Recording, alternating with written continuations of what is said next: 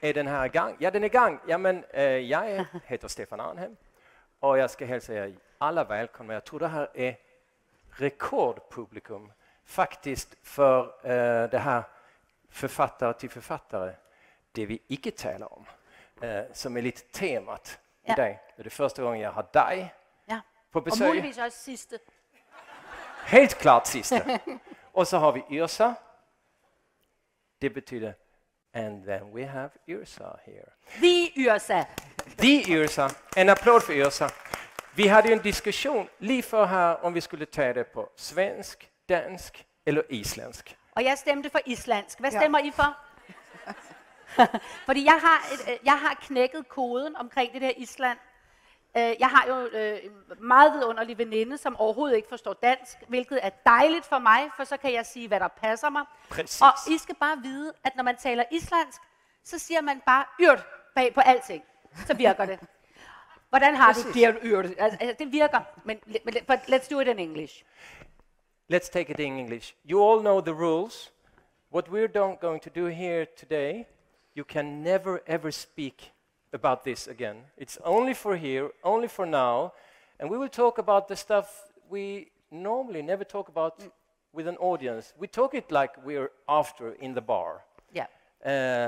And I know we can have the whole day talking about this, but I would like to ask you both a question, because I know what the booksellers hate is when authors come and take their own book up to the first spot in the shelf. You know, you have like the bestseller list and you see yourself on number 6 or 7 and you think, we could do better and no one is watching.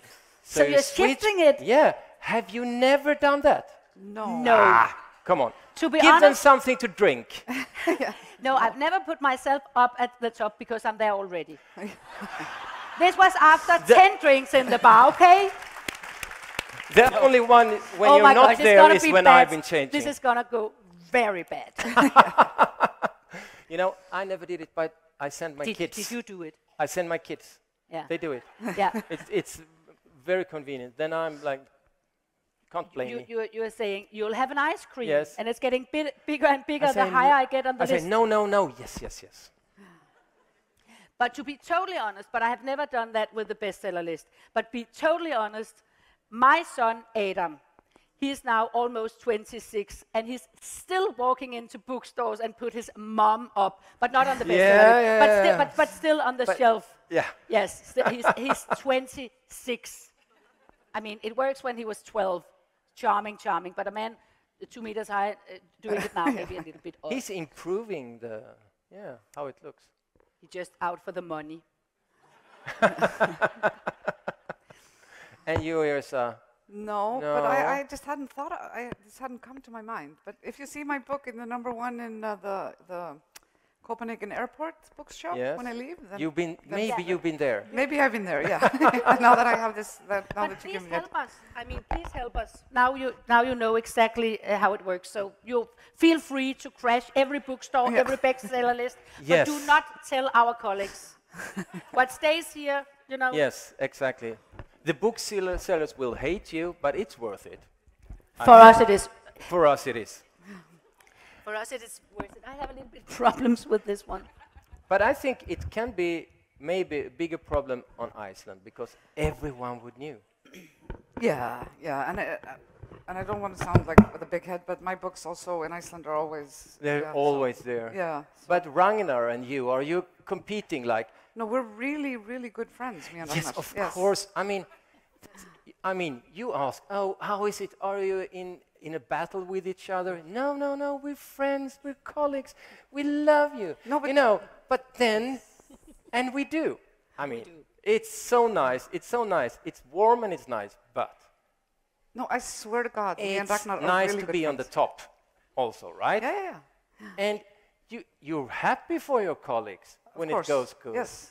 At least when it's going a little bit better for yourself. Or not? Oh, Stefan, no. that is too Swedish. Come on.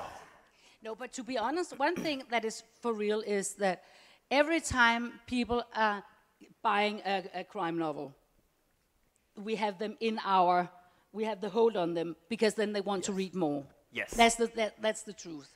So We're helping each other. We are helping each other. So I like the story. I like that we compete. I like that we hate each other, but it's not true. No, we're not hate, but we are like in a nice battle, a friendly battle, and helping the whole thing. Of course, I had this experience. It was actually in Berkeley, in San Francisco, and we were supposed to, also with some Scandinavian colleagues, Ragnar, also from Iceland, we were supposed to have like a bar reading. They pitched it to me in an email. You're supposed to read loud from your book in English, and they said people will drink, they will talk, it will be loud, so you really, really, really have to choose something that grabs them immediately, their attention. So I choose from my third book the starting there, and it's really heavy. It's like, and I practiced in English, to read in English out loud for hundreds of people. So I've been practicing this, recording it, listening, this I can do better. And then, when we arrived, it wasn't in a bar, it was like in a theater, and everyone was sitting like this, all quiet and listening, like 1,500 people. And all the other authors, they read like cozy crime stories, really nice, with a little, and I was like, wow. And then when it was my turn, I couldn't choose another part, so I just had to do it. And it was nipples and stuff, and it was really, a heavy start. And if it wasn't quiet before, it was completely dead quiet. You could hear a dead fly there. And I read, and it was quite long, and I could see my colleagues, they were getting more and more nervous, because I didn't stop. It was like 4 minutes or something. And then it wasn't any applause afterward or anything, it was just the next one. I was the last before the last one. And then there's supposed to be a signing where you can sit down in this long table and you sign books. And all my colleagues, they had like long, long lines. And mine was all empty. Oh, all empty, no one. And I was like, okay, maybe this will be a good story in the future, anecdote, but not now. It was feeling really, really hard. And then one old lady like this came up to me, and I thought, at least one. Thank God, at least one. And she said, that thing you're writing about, it's forbidden in this state. And then she left. So that was my signing experience. Oh my gosh, yeah. Yrsa and I went to the same festival in San Francisco, not that year, because then we would have been in your line, of course, supporting you big time, because that's the way we are. But we were, do you remember? I think it's 7 years ago. We went to, it's in San Francisco and it's in Berkeley, so it's a huge, huge festival with big things going on at the same time. I mean, we had a very tight schedule that and what happens when you do not plan where to eat after these events? I mean, you're going on for the whole day, probably maybe having one beer or so, and then you have to find the totally right spot to have dinner. And we walked and walked with Yrsa's husband only, and we walked, and it was too greasy, or it was too Greek, or it was too, I mean, we were so tired and ended up in a huge restaurant, totally empty, as I recall it, almost empty, just us, the three of us, sitting. And then things are getting a little bit crazy, because you have done, you're done, over and out, job done, everything's fine. And then you are tired, maybe a little awkward in wine, a little wine. And then we decided, I do not recall how we start talking about Grisefest. Okay. I do not even know that it was a thing in Iceland too, but you know all about Grisefest. Yeah, I mean, I thought it was an Icelandic thing. That's how we started. I thought it was Spisreiser thing. Yeah. I thought it was Ibiza when you're 15 years old thing. In Mallorca. Yeah. And then we decided, I mean, that is something that can happen when you're tired, that Yrsa have to write Grisefest into her next crime novel. And at the same time, they played John Denver. And I say, okay, leaving on the airport, I will absolutely write John Denver into my next book. And that is things going on when you're not having that experience, when you're not invited to do readings in a bar, when you're just hanging out doing other stuff. So what words shall you have now in your books coming up? Hey, stop. Stop. What happens when I did Iceland Noir, not this fall, but the year before, Yrsa, we talked about this also there, and then some of the book bloggers decided that we should, Yrsa and Sherry Lapina and me, we need to put in a word. And some of you will probably, if you know my book Elins Død, have it a little bit hard to get why you will meet the julekat, which is julekat, which is an Icelandic thing. Can you please explain what it is? It's a horrible. It's not like nice, like Santa Claus. It's like a horrible character, because it's a cat that eats children that do not get new clothes for Christmas. So it eats poor children. Poor naked children. Well, they don't get new clothes. They might not be naked, but almost naked. Almost naked. But I mean, that's what happened when you put out a word, and I succeeded. I put in the julekat in Elins Død, but it is weird, isn't it? So now you have to look. Now you have to look for Grisefest, John Denver, and julekat. And why not put in a word? Why not? Let's do it. Yeah, give me a word for my next book. We decide a word. You decide a word for Stefan's next book. Who will be the one? Then you two are the judge. Yes. I can't judge. But as so far, we do not have a word. Oh, so I will have like complete silence. Good, come on. Gyldne sko. Yes. Gyldne sko. Okay. Yes, great. Gyldne, say it in Swedish. The golden shoes. Golden yes, shoes, golden okay. shoes. I was about to give you anal beads, but okay. Yeah. Anal beads? Yeah, okay, yeah. Do you accept the challenge? Yes, but you have to decide, anal beans or golden shoes. Beads, yeah. I go with the gyldne sko. What comes from Horsens went out from Horsens. Det är bestämt. Tack för det. Hurray! Då måste jag hem och arbeta nu. Can I ask a question? Have you ever been in conflict with the police? Arrested, yes. You have been arrested? I have been arrested, yes, for drunk driving. Please turn when up I was the 17. sound a That's little. good. When I was 17, yeah. I had my driver's license for 1 month, and when you got a driver's license, it was such a fantastic thing. And then you just don't take the bus. And we were too young to realize taxis, so we just drove. So we went out drinking to a discotheque with forged IDs. And, and then on the way back, you know, we had been drinking, and I was very drunk, and I got stuck up on an island, one of those grass things between roads. And my friend was in the back, and she was so drunk, and then the police knock on the window and say, "Is everything okay here?" And my friend says, "Nobody in this car has been drinking." And so they opened the door, and I was so drunk that I fell out. So I was arrested for drinking and driving. Yes. Lost my license. It stays here. Of course. Yeah. Of course. They all signed a legal contract. Yeah. Good. And please remember, there's no other cars on the roads in Reykjavik or where it was. No, so it wasn't dangerous at all. And it was late at night. Not at all. Yeah. No, it was late at night. They and everybody cleared was the present. area. Yeah.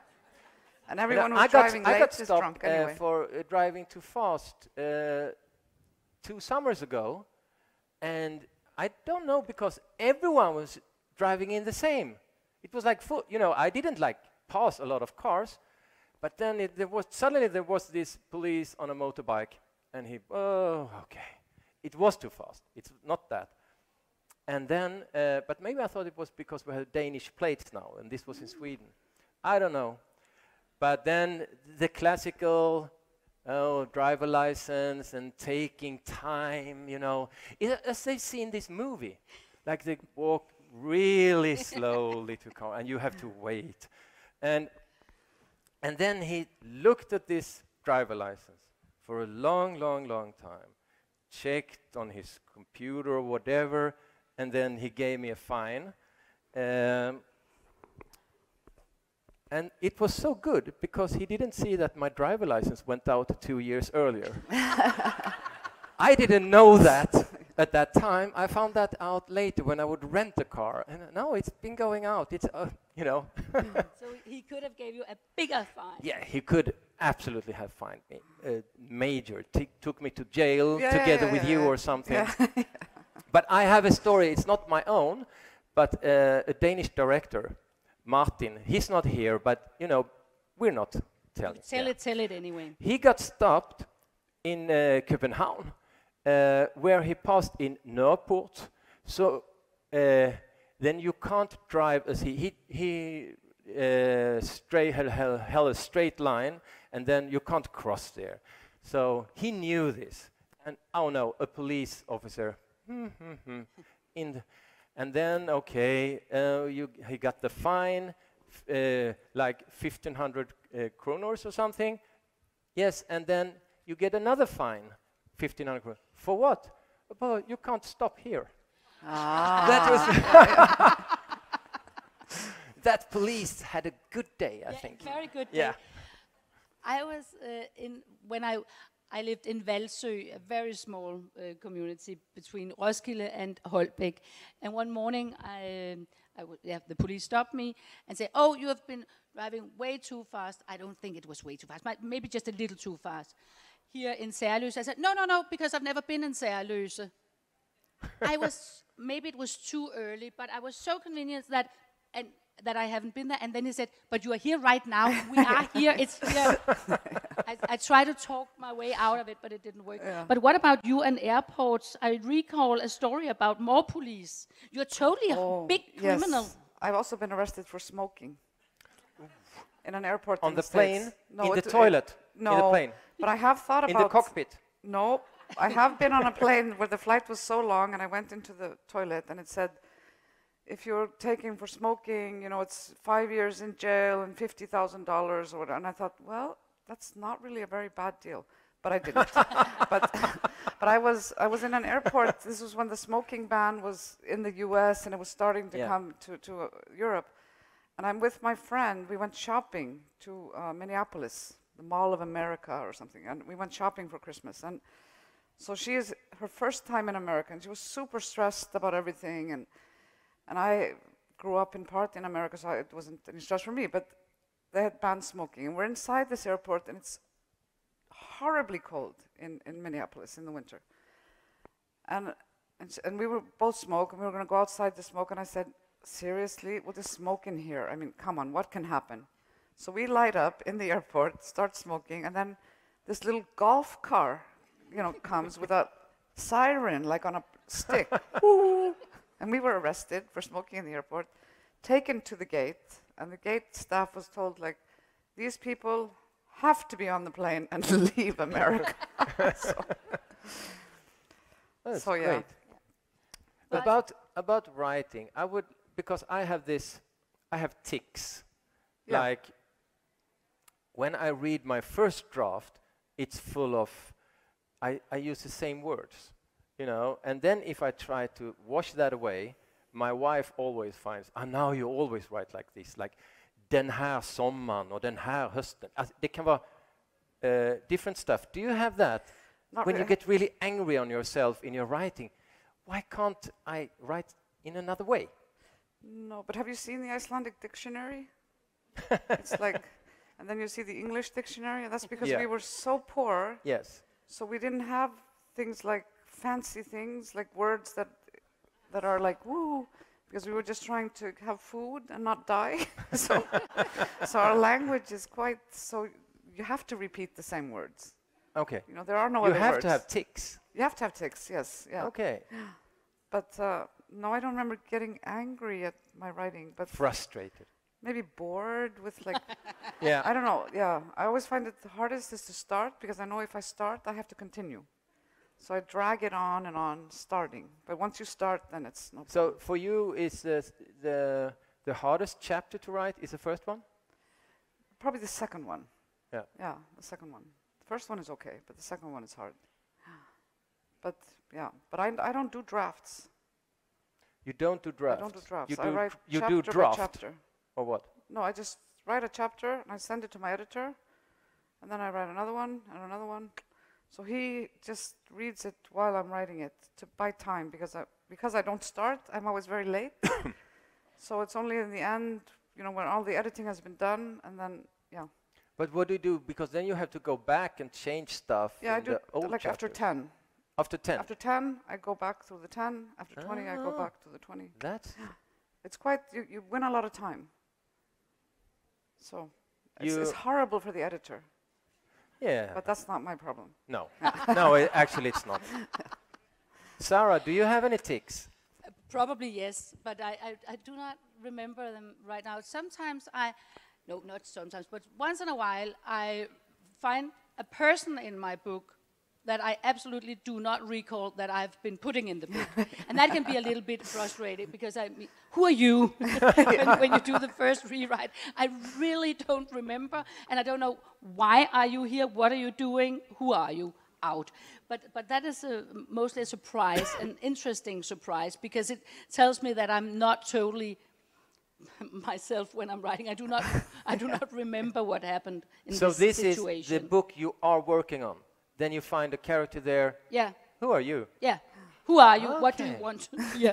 Can I use because you for I anything? can forget when I have an old character that is coming back for one reason. Oh, who was that now? What is his wife's name? I have to go back and check in my book. I don't remember that.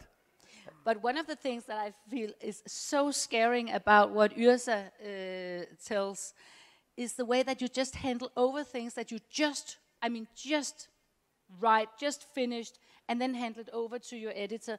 Because, so much can happen. And I know that it's true, because one of the tours we went on in Canada years ago, Yrsa, just literally finished an event, went to her room and write. And you finished a book there, so you write like hell when you're into it. And skip this over, it must be extremely vulnerable, because you have not the chance to rewrite it before. I can't, yeah. Yeah. It's my editor that would be vulnerable, because I can say like, oh no, sorry, I'm gonna change everything you just edited. Super. Yeah. I don't. But did you have the Where's same my editor editor? all the time? Yes, all the time. Yeah. And he doesn't hate me or anything. We're friends. Yeah. He's also my publisher, so yeah. That's good. But it's weird, isn't it? Yeah, I rewrite all the time. I can't write half a sentence without starting to rewrite it. It's weird. Okay. Yeah. You have too many words in Danish. That's probably the problem. Yeah, but I write in Swedish, but I don't know. That's the reason. That is the reason. But have you ever met characters in your book that you really didn't like? Not just because they kill people, but a person, a character that you afterwards find that you didn't like? I don't know. For me, if I don't like a character, it's because he or she is boring. And I think I like all my characters, actually, even the villains and the killers. And I think as you know, when you create a character, you put some part of yourself in it. So it would be really hard to get bored of yourself. So now, if it's like a boring character, out with it, I would say. How do you have it? Yeah, I'm trying to remember. I'm sure I have written characters that I found boring. Yeah. But I probably killed them then. Exactly. Yeah. It's a good But way it is interesting, as you say, that because there's a part of you in it. So sometimes I have the feeling that characters that I didn't give a huge part, they just grow and at some point get one of my favorite characters, even that it wasn't planned. Yeah.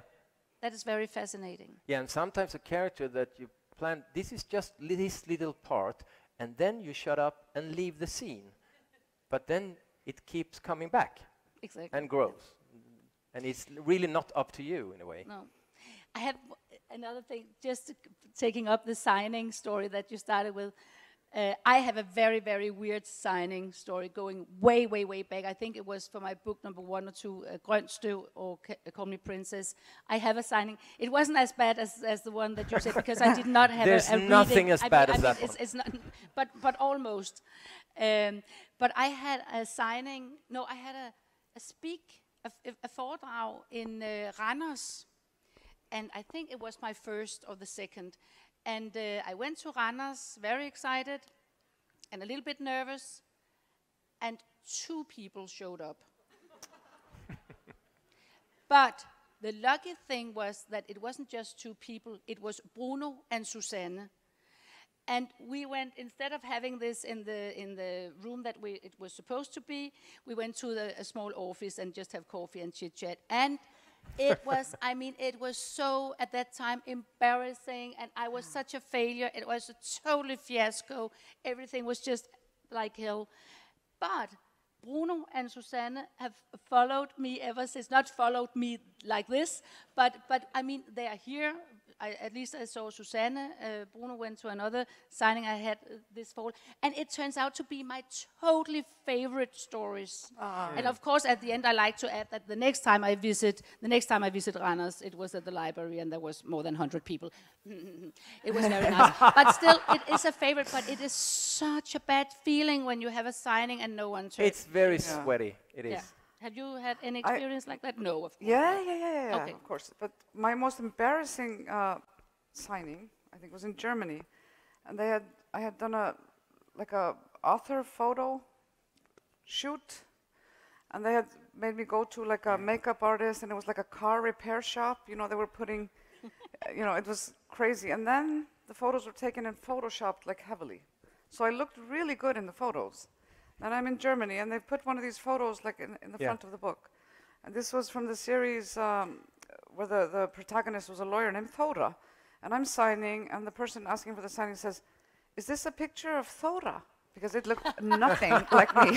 So I was like, no, that's supposed to be me. So after that, it's no Photoshop. No Yeah, Photoshop. No. Okay, friends, colleagues, thank you. Thank you. For sharing. And thank you for listening. Thank you for not telling. And thank you for the gyldne See you out there tonight. Thank you.